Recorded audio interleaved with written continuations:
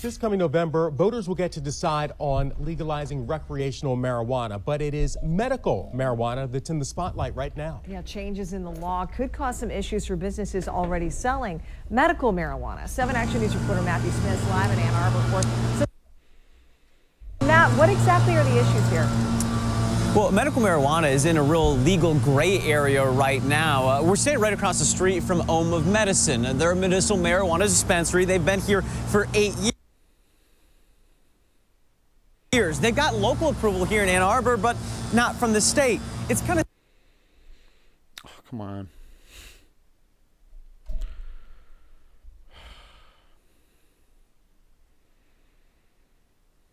Similar to how you've heard about federal law saying marijuana is not legal, but we've had states who allowed it, both recreationally or, like here in Michigan, medicinally.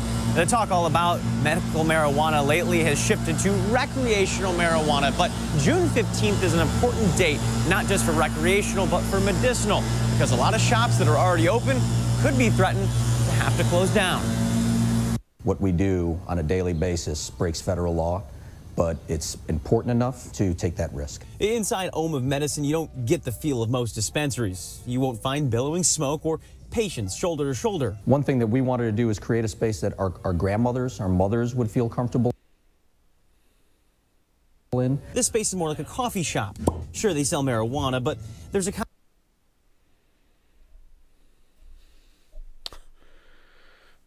Sorry, folks.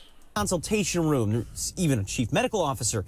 You'll find chocolate bars, eye drops, edibles of all kind, but they, like every other dispensary, aren't licensed to sell it yet. Laura has realized that the process is arduous, right? This is David Harns. He works for Laura, the folks who are in charge of licensing the dispensaries ushered in by Michigan's 2016 marijuana legislation. The problem is, while nearly 500 have applied for licenses by the deadline given, only 12 have been pre-qualified. None licensed. It takes months because we have to go through thousands of pages of tax returns and disclosures and all of these things. So when a business opens up in your neighborhood and it's licensed by the state, you'll know. All right, now let me just tell everybody who's listening why it takes months to go through these applications. These applications takes months to fill out. All right, these applications are like over 50 pages long, and they're the most invasive application you've ever had to fill out for a business license of any kind. I don't care what you're talking about. I've never seen such a crazy litmus test for how every single point by point thing that you would have to be asked to get a license, plus some things that you wouldn't even consider. And it's even like people that you're related to have to, you know, answer to certain things in this licensing process. So this is just obscene. It's absurd. The licensing process is way too burdensome, and it's going to prove to be a failure, Mr. Guy from Laura. Know that they are following the rules. The downside for businesses that already have their doors open, the board can take it under consideration if they operate beyond that June 15th deadline. It's a sticky legal situation marijuana businesses are used to. Pastor Marini says he won't comment on the licensing issues. It is, after all, his livelihood. For him, for the shop, the goal remains the same. It's sticking to the medicine. Nothing's more relevant. You know, this country... Pretty sad when you can't even speak the truth. And I'm probably taking a big chance doing it myself. But that's the way it is if you're trying to get a license. Yeah, they'll come and shut you down if you're saying anything negative about it. Or they could quite easily just not. Right at this point, all they got to do is say, well, this guy, he was on Channel 7 News talking about, you know, how the licensing process was arduous, and, well, we'll just bump his license down. We'll just look at his application later. Or we'll just churn him down. And there's two parts of it. They're like, you got to get a preliminary application okay and then do it again. And this is after you get your local municipality. So a lot of people got their municipalities local municipality license, and now they're applied to the state and they're waiting for an answer there. We'll see what happens. Is going through an opioid crisis, and we're seeing more and more of our patients coming through that are trying to wean themselves off of opiates or any pharmaceuticals, really. Now, the 5-person group that actually approves licenses will be meeting once again at the end of May. They'll do more pre-qualifications then. I'm told they should actually be issuing licenses sometime in the next 4 to 6 weeks, but that may be too late for some of the businesses, which means they have a question. Do they want to stay open and risk never getting that license, or will they shut down for the meantime? We're live in Ann Arbor. Matthew Smith. And there's always this window of time that they have when there's like, oh, you know, you should probably be shutting down by now, or you don't get a license. And I mean, it's like, come on, man. Why? If someone has their application in and it's you that haven't got to it yet or haven't finished approving it yet, you got to let them stay open, man. And by the way, where are we going to start seeing stories about the products that they're selling at the dispensaries?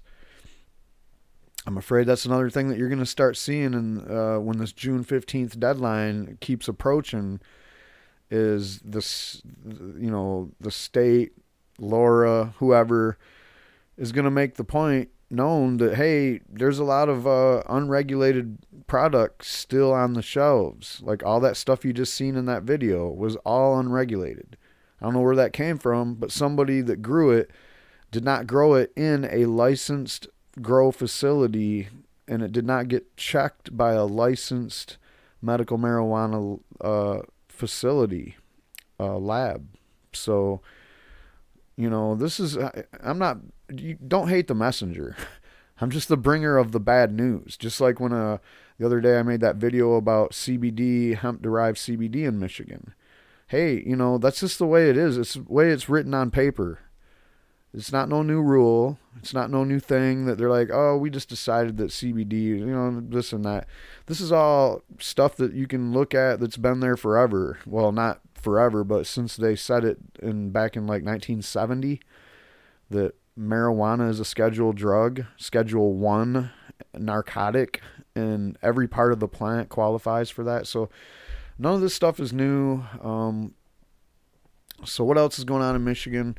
Everybody's like, well, you know, in November we'll get to legalize weed and everything will get a little bit better, right?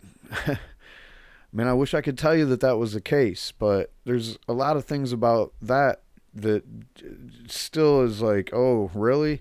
Like for just right off the top, the licensing for the facilities that will be licensed under the regulate marijuana like alcohol set of regulations, they don't even pass the first license out until 1 year after the passage of the bill. So that's a whole year of who knows what's going to happen and what's going down.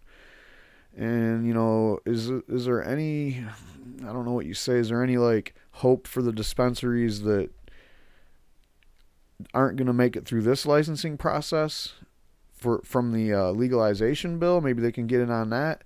There is, but you're going to have a long vacation is all I'm saying. Meanwhile, there's still this weird threat that somehow Lansing is just going to take this thing and run with it. I highly doubt it. I highly doubt it. But anyway, let's check this out. So, Antimarijuana group wants Michigan to legalize weed. One of the groups formed to fight the legalization of marijuana for recreational use has now decided it's for the measure, but only if the legislature takes it up and amends the proposal.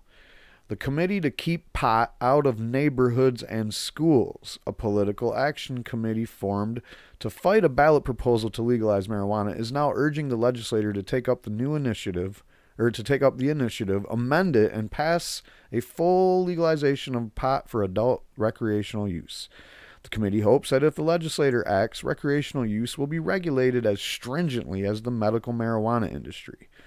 And there you go. And when they say regulated, they don't mean regulated in terms of making sure everything's safe and that nobody can cheat it and all this other shit.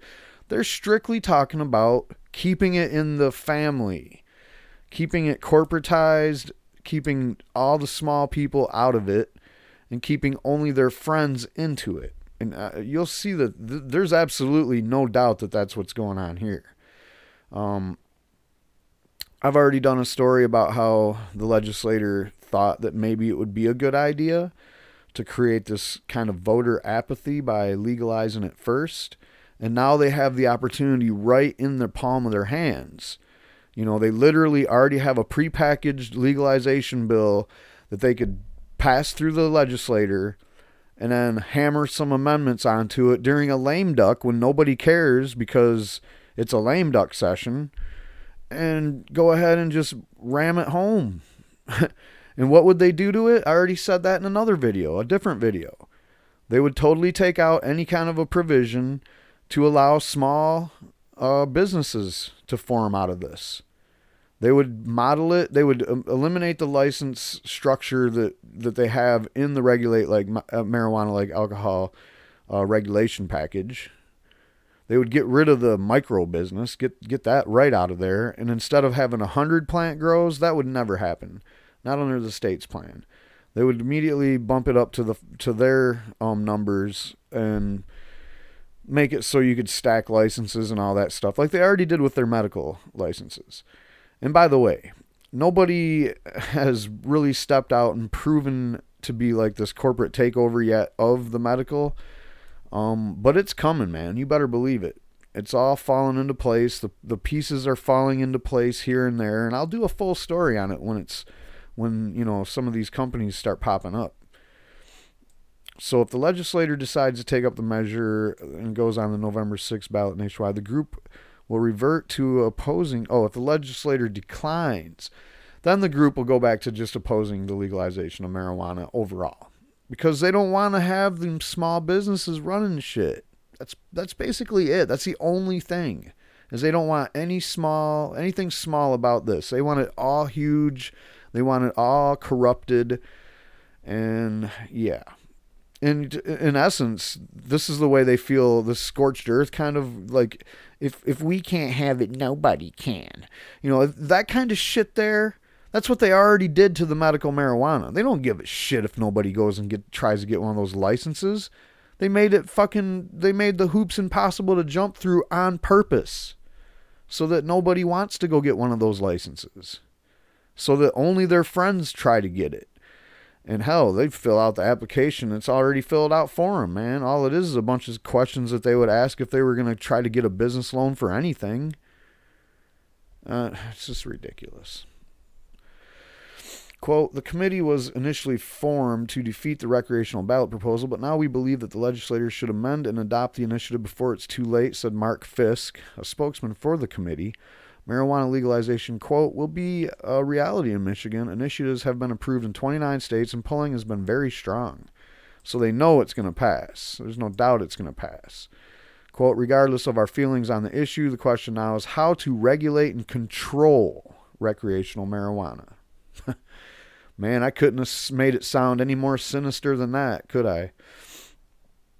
Republicans in the state Senate are trying to figure out a way to take up the marijuana legalization, in part to keep it off the November ballot because it's expected to drive more voters to the polls. Higher turnout traditionally has helped Democrats, which could fuel a blue wave that could jeopardize the GOP's majority in the state House, Senate, governor's office, and in Congress. Woo, wouldn't that suck if if all these right-wingers lost their control. See, and the reason this ain't going to go nowhere is because the House is super divided. Like, they can probably get the Senate, the Republicans, the Senate, they could probably get them on the same page with this. But when it comes to the House, there's a lot more fragile careers there, and it's a fractured House, man. You got all these different factions of right-wing, Republicans. You even have centrists, and you have corporate Republicans. You have super extreme Christian Republicans in Michigan. Believe it. You have the Tea Party heavily represented, and they don't like the bill just because they see it as like the taxes. The taxes is too much in it. So I don't know, man. It's just all bullshit. The committee's only source of funds has come from the Michigan Responsibility Council. And if you don't know who that is, they are literally the people that have been trying to take marijuana over for a while. They're a bunch of former Republican Party members. Well, I mean, they're all members of the Republican Party, but I mean the actual Michigan Republican Party. They were high-ranking members of that. And they basically wrote this ballot proposal that literally would give all production and distribution to 10 companies in Michigan and basically prohibit anybody else from growing anything. So that's who they are. The Michigan Responsibility Council. And I've also done another story that involved them about the regulations in the medical marijuana, the Facilities Licensing Act that the state passed, Lansing passed back in 2016, which is literally the takeover of the medical marijuana, I will call, situation that was going on before. They took it over with this corporate takeover, and they shut down what was happening before, which was the thousands and thousands of caregivers were selling their extra product to dispensaries, and dispensaries were dispensing that to people that didn't have caregivers. Worked great. It was working great. And you know how it is when the Republicans come around and see something that works great, they smash it. They crush it, and they fucking come in and they try to take it over with corporate bullshit. And I mean, the Democrats are no better. I mean, let's face it. The Democrats didn't have any plans to do anything with marijuana. But now that the plans are on the table, they're voting right alongside of the Republicans.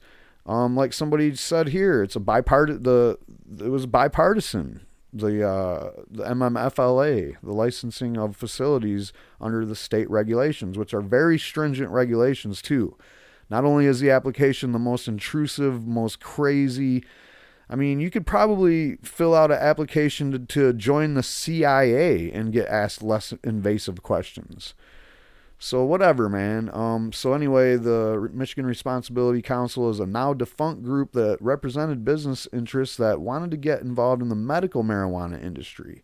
That's not even true. They just want to take over everything. And they were literally one of the lobby groups, but there was several others, and part of it was the Much More groups and some of the other heavily right-wing Republican groups that, for as long as I can remember, were on the side of prohibition. They were on the side of lock everybody up for weed and take all their fucking assets. So you're full of shit, guys. You were never for getting involved in the medical marijuana industry. You were for, corruptly so, sitting there next to Laura, whispering in the ears of Laura about certain things you wanted to see in the regulations package. Like, for example, the financial requirements to get a medical marijuana facilities license, which puts, basically, it prices rich people out of the game. It prices really successful businesses that were running marijuana businesses before. It puts them at a really awkward position of risking everything they own to continue to operate. So who knows? Republican political consultant Steve Linder, who has been a fundraiser for the Senate Republican caucus, acted as a spokesman for the Responsibility Council last year. The effort, Fisk said, is to get the legislator to amend the proposal so it mirrors the rules and regulations that are in place to govern the medical marijuana industry. Yeah, sure. Yeah, that's what you guys were doing. Quote, "We think the Medical Marijuana Act that the legislator passed had a bipartisan support," he said, "and that has a system of accountability that you need to bring to the recreational marijuana too." Whatever, dude. I mean, if you look at the recreational package, the only thing it does is it gives opportunities to small businesses that you guys don't do with the Facilities Licensing Act. One of the main differences between the medical marijuana regulations and the full legalization proposal is who would hand out licenses. Medical marijuana applications, which are being reviewed now, are approved by a board appointed by the governor and the leaders of the House and Senate. A board which, by the way, has been, you know, I mean, it's not really like an issue of transparency. We knew right away that the board appointed, the governor got to a point, and Republicans got to a point, and Democrats got to a point. Everybody got to have a say on who was on the board. Well, the board has a former state police sergeant on there who's very, very prohibition-minded. And it also has, and this is for medical marijuana licenses, that board also has on it a lobbyist, a former lobbyist, who probably has some kind of stake in something and will stand to gain on whatever decisions are made. So whatever, man. The ballot proposal would cut out that licensing board and have the state licensing and regulatory affairs department in charge of licensing recreational marijuana businesses, which I'm even dubious of that, because we've seen the corruption spill over into Laura, like I just said earlier. Michigan Responsibility Council, the Much More Group, and others were basically writing the rules about what you had to do, the requirements and some of the other things. And I'm sure if you look at the finer points of the actual laws that were written in 2016 and passed by the legislator for the medical marijuana licenses, yeah, that shit was heavily written by lobbyists. It's clear as a day. Like, there's a good third of the whole package is just lobbyist material, you know, telling you how exactly corrupt you can be and still participate in this or that. So we've seen it. We can read it. It's sitting right there on the table. If you want to read it, just go look it up. It's corrupt as shit, dude. So the ballot proposal also has a higher tax, a 10% excise and 6% sales tax, while medical carries a 3% excise and 6% sales. The committee would like to see the same taxes for both recreational and medical. Sure it would, I bet. Now, what I've heard from the regulate marijuana like alcohol people is that if they pass, they are looking to repeal the medical marijuana tax somehow. Because, you know, only fucking Republicans who like to profit off of sick people and dying people, only their sick, morbid asses want to tax medical marijuana. Nobody else thinks taxing medical marijuana makes sense. And even when you talk about Republicans, even a shitload of them are libertarians, whether they want to admit it or not. Libertarians always fucking vote for Republicans because they just can't bring themselves to vote for a Democrat. I mean, it's hard for me to bring myself to vote for a Democrat too, but sometimes, you know, you got to be like, okay, this guy's actually for legalizing marijuana, which is basically one of my only litmus tests. So I don't know what the fuck I was even talking about. Oh, the libertarians. Yeah, they're not down with this tax and medicine shit either. Hell, like I just said earlier, some of them in the Tea Party caucus aren't even for taxing marijuana for recreational uses. They're just not for taxing shit. Senate Republicans are also exploring ways to convince a wary House of Representatives to take up the measure with some carrots, such as tying the marijuana proposal to a cut in the state's 4.2% income tax. Okay, Michigan's budget has got a fucking $1 billion hole in it right now. I don't think we can afford too many more tax cuts, to be honest. And I'm not a big fan of taxes either, but I don't know where you guys plan on getting all the money from. You're not going to get it all from fucking weed. All right, but there has been no consensus in the state caucus about how or whether to take up marijuana legalization, said Amber McCann, spokesman for the Senate Majority Leader Arlen Meekoff, Republican from West Olive. Quote, every option that is available has been discussed, she said. They're weeding through all the details right now. The legislator has three options with the marijuana proposal. Do nothing and it goes to the November ballot. That's the one you want right there, guys. Offer a competing proposal for the ballot. So what would happen there is that it would be on the ballot right next to the one that the people worked their asses off to get the signatures for. So, and we're talking, you have to get like thousands of signatures every day, because you had 6 months to get 350,000 signatures. Woo. That's crazy, man. That is unbelievable, monumental task. Now you're just going to slap something right next to that on the ballot. And believe me, man, they would lie their asses off on the ballot. You vote for the thing on the ballot, and it's just going to be a real vague skeletal thing that might have some hints to something that might be better than the one that we put together. But I highly doubt it, dude. Give me a break. So that's not going to happen. And then, or take it up, possibly amend it, and immediately it becomes law without having to get a signature from the governor.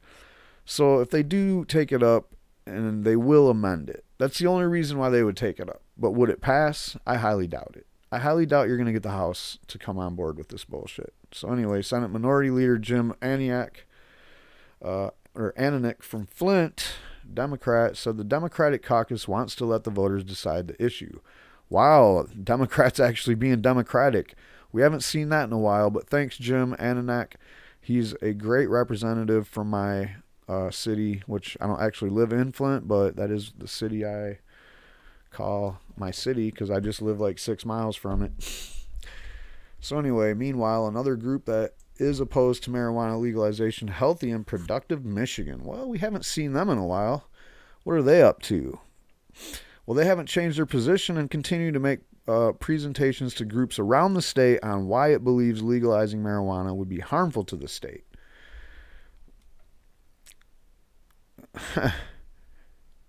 Why did Arizona just say no to marijuana legalization in 2016? Because they're full of right-wing crazy people. That's why. It wasn't polling very good. And there was a lot of reefer madness on the ground, but I don't think anybody cared about that. I just think it wasn't going to pass anyway. They're just not ready yet. In fact, it's 2018, 2 years later, there's another election coming up, and I don't think they fucking moved. In fact, I think they probably are a little bit less likely to legalize marijuana in Arizona right now. California needed unlicensed cannabis ops, says California. Oh, crackdown needed. All right, so just, I don't know what their angle is on half the things that they share here. They're just trying to make it sound like it's chaos. California cannabis market revenue lower than expected. Oh, you know, like I would look at that as a positive. But whatever, you know, I mean, this is just ridiculous. We had the pleasure to speak at Citizens for Traditional Values Legislative. Citizens for Traditional Values? Please don't tell me that there's any politicians or any political party at this point that acts like they're for any kind of traditional values. I mean, you got Donald Trump for the Republican Party's like top guy. He fucking bangs like porn stars and shit. Like, what are you guys talking about? It's ridiculous. Unite to Face Addiction rally. Okay, so they have a rally. They're going to a rally about addiction. It's like marijuana has nothing to do with that. In fact, marijuana has been shown to help people overcome addiction. That's been proven. So these guys are just idiots. They're just pushing the same old shit as everybody else. The American Academy of Pediatrics opposes the legalization of marijuana, which is why you should never call them to talk about anything, because they're just idiots, all right? This is stupid. And then, then they run with this kind of shit, too. The marijuana legalization could lead to the death of police dogs. So, you know, obviously this is such hyperbolic bullshit, nobody would buy into it. But Healthy and Productive Michigan felt like they needed to share it because it's very important for people to know. Because when something is important enough, you do it, even if the odds are not in your favor. Or even if the science is not in your favor, even if public sentiment is definitely not in your favor. So what are you guys talking about with all your healthy and productive bullshit? Kids knowing about marijuana, this and this. You know what, guys? We don't believe any of your bullshit. Oh, people are complaining about the smell. Oh, no. I mean, it's just all... They're just another one of your typical just bullshit, reefer madness pushing groups. So we're not listening to you. We don't hear you. Along with smart approaches to marijuana, a national organization that has poured $275,000 into the effort to stop legalization in Michigan, the Healthy and Productive group joined with substance abuse prevention activities for a rally at the state capitol this week. Quote, "We are still 100% against it," says Scott Greenlee, executive director of Healthy and Productive Michigan. Quote, "We don't think that the legislators should approve it, and I don't think the voters should approve it." So that shows you how dumb this guy is. He's like, we don't think the legislators should approve it. And that's why Republicans in the legislature won't vote for it. Because they know that their constituents are doofuses like this guy. And it's like, dude, if you knew anything about politics, especially Lansing politics, you would know that the legislator's smartest move right now would be to legalize it. Recreational so marijuana, that they can fucking do whatever they want with it. Marijuana. Sorry. But I'm just kind of like, I'm just babbling at this point. So here's a quote from Josh Hoovey from the campaign to regulate marijuana like alcohol. Quote, "When even your opposition is arguing in support of marijuana legalization, it is clear that now is the time to end cannabis prohibition in Michigan." And that's what I say to you, smart approaches to marijuana, which is the stupidest thing I ever heard of, healthy and productive group, and all you others, and all you guys, just get it through your fucking heads that all we're talking about here is A, not arresting people for weed. That's basically it. Like, and then B, you know, yeah, treat it like a commodity, like everything else, and let's not demonize it and make it seem like people are doing business with terrorists when they fucking sell weed. The legislator has an opportunity to do the right thing, and every day we wait means more unnecessary arrests and lives ruined. The legislator has until June 5th to decide what, if anything, it is going to do with the marijuana proposal. And believe me, that's not much time. Not in the legislature, not in Michigan, not anywhere. So that's it. It's coming. I don't think you're going to see anything other than a vote for it in November, which it will pass. So that's all we got. Have a good one. Peace.